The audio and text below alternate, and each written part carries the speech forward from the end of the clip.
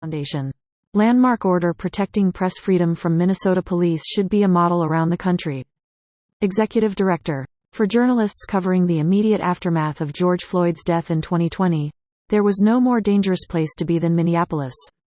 According to our U.S. Press Freedom Tracker, in the span of 1 week, authorities in the city committed more assaults and more arrests of journalists than in the entirety of 2019.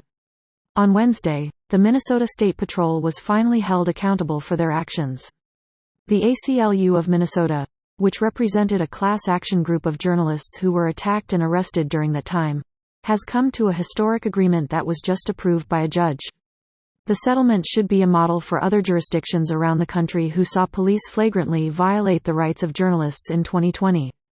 In addition to more than $800,000 in financial compensation for the journalists involved, law enforcement working with MSP and the MSP, under court order, will now be explicitly prohibited from arresting, threatening to arrest, and/or using physical force or chemical agents against journalists, ordering journalists to stop photographing, recording or observing a protest, making journalists disperse, seizing or intentionally damaging equipment such as photo, audio or video gear.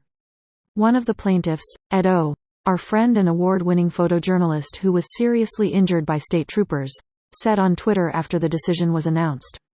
For me, this lawsuit and settlement is bittersweet, because it is sad that we even needed to do this in the first place.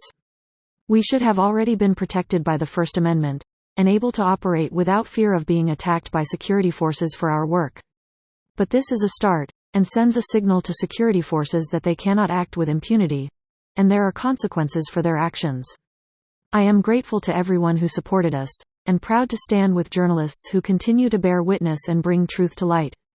As we have cataloged in the U.S. Press Freedom Tracker, more than 140 journalists were arrested around the country in 2020, a nearly 1,500% increase on the year prior. More than 600 were assaulted in the same year. In the vast majority of those cases, the perpetrator was law enforcement.